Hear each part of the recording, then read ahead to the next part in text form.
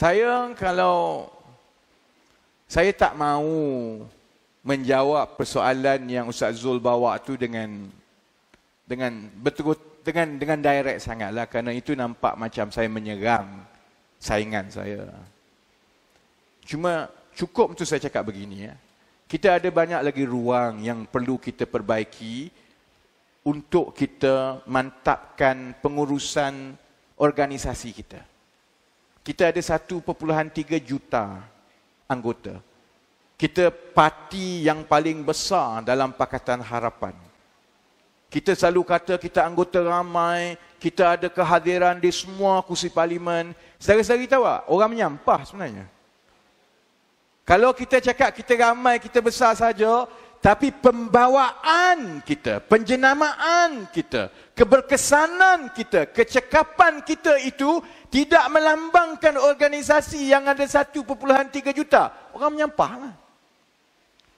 Jadi ada banyak isu pentadbiran dan pengurusan yang perlu diselesaikan. Saya tak payah sebut dengan mendalam kerana saudara-saudari tahu anggota parti. Cuma saya nak sebut, jawab macam ini Ustaz Zul. Segala sistem yang ada dalam parti sekarang ini, baik dari segi pendaftaran atas talian yang membolehkan keanggotaan naik mendadak.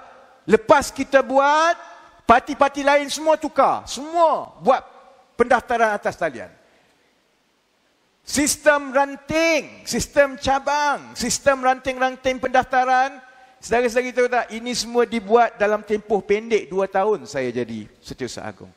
Setiap sistem yang ada sekarang dalam parti itu, termasuklah perlembagaan yang ada sekarang, semuanya diwarisi dari tempoh 2 tahun saya jadi Setiausaha Agung. Jadi kalau tanya saya, apakah ruang untuk kita memperbaiki keadaan? Memanglah banyak ruang. Kerana saya kali terakhir jadi Setiausaha Agung 2016. Sekarang dah 2022. Benda yang saya buat tahun 2014-2015 tu sepatutnya tak pakai dah. Dah lama dah. Sepatutnya terus diperbaharui dan diperbaharui. Tapi kerana kita tak buat lah. Jadi bila tak buat, mudah untuk pakai saja apa yang telah ditinggalkan oleh Setiausaha Agung yang dulu. Jadi kalau tanya saya, banyak benda yang boleh dibuat. Sepatutnya semua sekarang pakai elektronik dah. Sepatutnya semua sekarang pakai app dah. Tak payah dah cerita nak semak sana.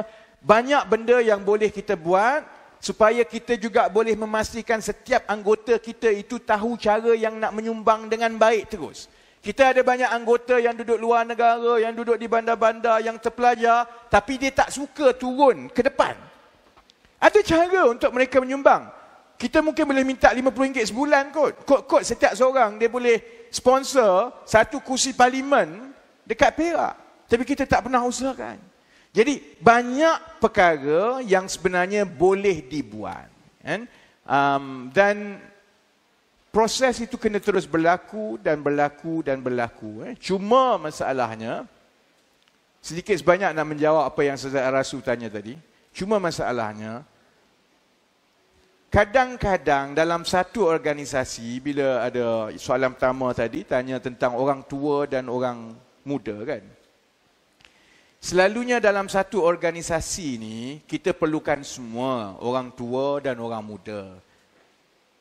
Orang tua sebab dia lebih berpengalaman dan dia kurang panas baran. Dia memang makan garam lebih. Jadi dia tahu, aku dah buat dulu, tak menjadi. Kau nak buat bolehlah, tapi tak menjadilah kan.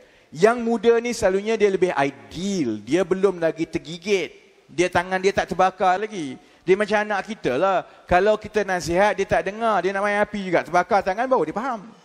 Jadi dalam satu organisasi, kalau tanya saya, organisasi yang paling cemerlang ialah organisasi yang ada imbangan yang baik di antara tenaga, pakar dan pimpinan yang berpengalaman dan juga yang muda. Tapi ada syarat dia. Dan syarat-syarat ini yang kadang-kadang yang tidak dipatuhi di dalam parti kita, yang menyebabkan kita tidak berjaya merangkum kekuatan orang berpengalaman dan orang muda. Apa syarat dia? Pertama, yang tua mesti menyayangi yang muda. Jangan kamu tengok yang muda itu sebagai kuli batak untuk pasang bendera. Saya tahu sebab saya pernah jadi orang muda. Aku kerja tinggi-tinggi, cerdik-cerdik, balik pasang poster, pacak bendera. Fahamlah pakcik tu, tapi yalah, janganlah anggap saya ni macam bodoh sangat. Yang tua mesti melihat yang muda itu sebagai pimpinan yang perlu kita jaga, kita ajar, kita nasihat, kerana mereka akan ambil kedudukan kita pikul tanggungjawab. Syarat itu cukup penting.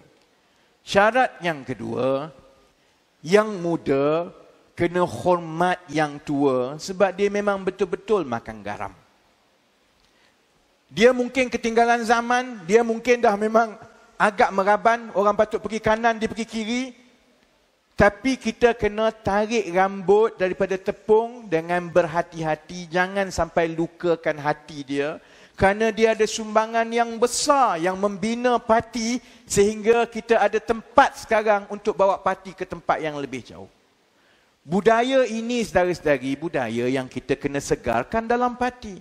Sebab itu saya cukup bimbang kalau ada saya tengok budaya-budaya yang bagi saya macam budaya, bukan budaya kita, macam budaya UMNO. Budaya yang mengangkat individu 2-3 orang. Dia hebat, dia begini, dialah segala-galanya. Budaya yang tabur duit. Cukup bahaya. Kerana kalau budaya itu bertapak, walaupun parti nampak kuat awal, dia sebenarnya akan meracun akar kita yang selama ini jadi tunjang kekuatan parti. Bahawa keadilan ini merangkumkan orang biasa, orang tua, orang muda, orang terpelajar, segala jenis boleh duduk sekali, saling hormat menghormati. Sebab itu kita kekal sebagai sebuah parti sampai sekarang. Jadi berbalik pada soalan Arasu tadi kan, organisasi selalunya bila lama sangat berada di sesuatu tempat, ataupun kalau tiba-tiba kita jadi seorang pimpinan yang begitu kanan, kalau kita tidak berhati-hati, kita akan, orang kata kita jadi bayang kita itu menyebabkan ia menyembunyikan orang-orang lain. Jadi kalau contohnya pimpinan India, selepas kita menang PRU 2018, watak pimpinan India dalam Pakatan Harapan ialah watak-watak menteri daripada Pakatan Harapan. Kalau nak bercakap soal isu India, tanya menteri berbangsa India itu, tanya menteri berbangsa India ini. Bila kalah, kerajaan hilang lepas 22 bulan, tak ada menteri, tiba-tiba nak harapkan yang sebelum ini bukan menteri, tiba-tiba nak melonjak, susahlah. Kerana selama 22 bulan, memang tumpuan telah diberikan kepada yang senior-senior, yang kanan, yang menteri ini. Dan oleh kerana mereka menteri dan menteri berbangsa India tak ramai, dia menjadi penghalang kepada pimpinan-pimpinan India yang lain untuk naik. Sebab dah ada yang senior. Jadi sebab itu sekarang, kita kena kembali kepada landasan yang baik. Yang asal.